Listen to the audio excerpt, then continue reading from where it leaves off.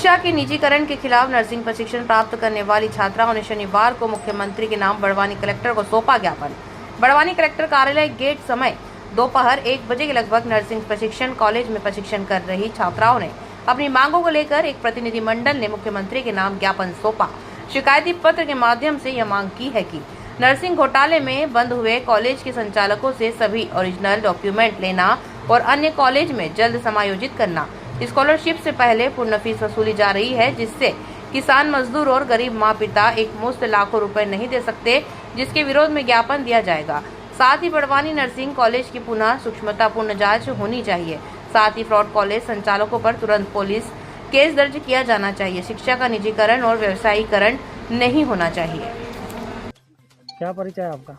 हमारी अभी तो एग्ज़ाम के टाइम पे एडमिट कार्ड नहीं मिल रहे थे और डायरेक्टर सर ने बोला कि कॉलेज 2 साल से बंद है और तुम्हारा उसमें कोई रोल नहीं है बोला। तो उन्होंने 2 साल से बंद है तो हमारे से एक दिन पहले ही फीस मांगी गई और जिस दिन एडमिट कार्ड लेने गए उसी दिन हमारे से फीस मांगी गई है कॉलेज में। आपके द्वारा परीक्षा दे दी गई कि नहीं दी गई है? हाँ, दी गई। उसी दिन एडमिट कार्ड मिला हमारे एग्ज़ाम के दिन।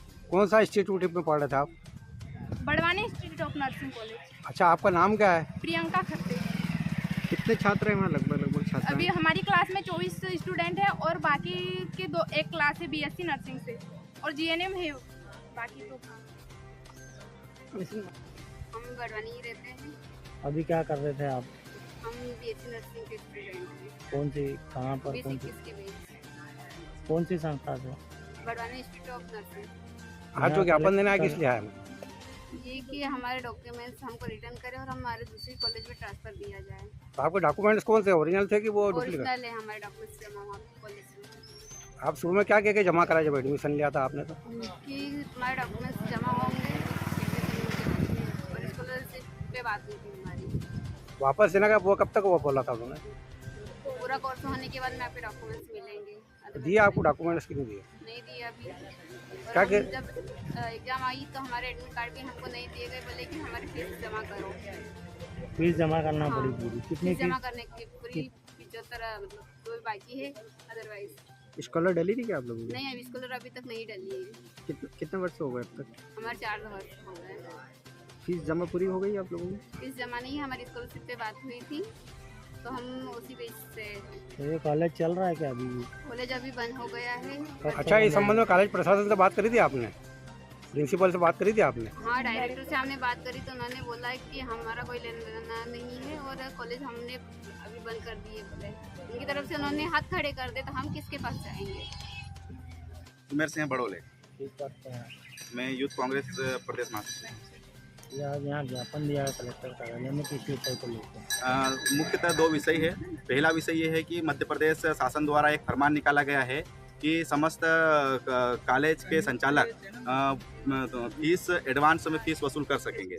यह कहीं न कहीं भाजपा की नज़रिए को प्रदेश करता है कि धन्ना सेठों को एक आदेश दे दिया है कि तुम गरीब माता पिता से, माँ बाप से, बच्चों से लो, जिसके पास पैसा होगा वो शिक्षा ग्रहण करेगा, नहीं तो अपने घर जाएगा। एक तरफ तो केंद्र की सरकार विदेशों में छात्रवृत्ति देकर बच्चों को पढ़ा रही है, दूसरी तरफ अपने ही राज्य के बच्चों से एडवांस फीस ले रहे हैं। हम सबसे पहले ये पूछना चाहते हैं मध्य प्रदेश की मोहन सरकार से कि गरीब माँ बाप, किसान, मजदूर, बेरोजगार आज अपने बच्चों को जो है कहाँ से इतनी फीस एक साथ में दे पाएंगे। आज जेएनएम बीएससी नर्सिंग की जैसे फीसें जो है 30,000, 40,000, 1.5 लाख तक है। डीएड बीएड की फीस लाखों रुपए होती है, 30,000, 40,000, 50,000 तक रुपए होती है। ये फीस एडवांस फीस नहीं दे सकता है। पहले नियम जैसे स्कॉलरशिप क्यों मिलती है, ताकि बच्चा अपनी फीस अफोर्ड नहीं कर सकता है तो इसका स्कॉलरशिप हो जाए। लेकिन एक फरमान निकालना कहीं न कहीं धन्ना सेठों को अमीर बनाना और धन्ना सेठों को एक तरफा पावर देना कि इनसे लूटो करके, इसके हम खिलाफ है। इस आदेश को सख्त से वापस लिया जाए और पुराना नियम लागू किया जाए। दूसरा जो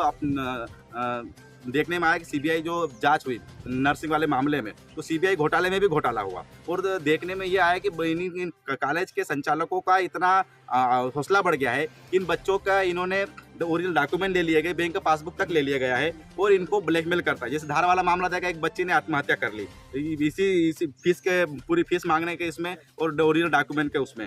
तो हम चाहते हैं कि बड़वानी नर्सिंग इंस्टीट्यूट में भी ऐसा मामला आया है जहाँ पर बच्चों के साथ में अन्याय करते हुए इन्होंने स्पष्ट रूप से परीक्षा नहीं बैठने देने के लिए पूरा प्रयास किया और आखिरी में एसडीएम साहब के हस्तक्षेप के बाद में परीक्षा में बैठने दिया गया। हम चाहते हैं कि उस कॉलेज प्रशासन पर और कॉलेज के प्राचार्य और बड़वानी इंस्टीट्यूट के डायरेक्टर पर तुरंत एफआईआर दर्ज किया जाए और कॉलेज को सील किया जाए और बच्चों के डॉक्यूमेंट वापस दिया जाए। कौन सा कॉलेज? बड़वानी इंस्टीट्यूट। अच्छा, इसके पूर्व में शिकायत की गई थी क्या? इसके पूर्व पूरी कॉलेजों की जांच की गई थी, इसके शिकायतें भी दर्ज की गई थी, लेकिन कोई सच्चाई तक की जांच नहीं की गई है। 3 साल पहले भी हम लोगों ने आंदोलन किया था, इसमें एसडीएम साहब खुद गए थे, लेकिन उसमें सब लिपापोती हो गई है। कहीं न कहीं ये अंदेशा शासन और इन कॉलेज प्रशासनों के मिली भगत के बिना ये इतना बड़ा षड्यंत्र चल ही नहीं सकता। ये शासन और कॉलेज प्रशासन के जितने लोग हैं ये बच्चों को लूटने का काम करते हैं मिलजुल कर। एक गुड़िया बता।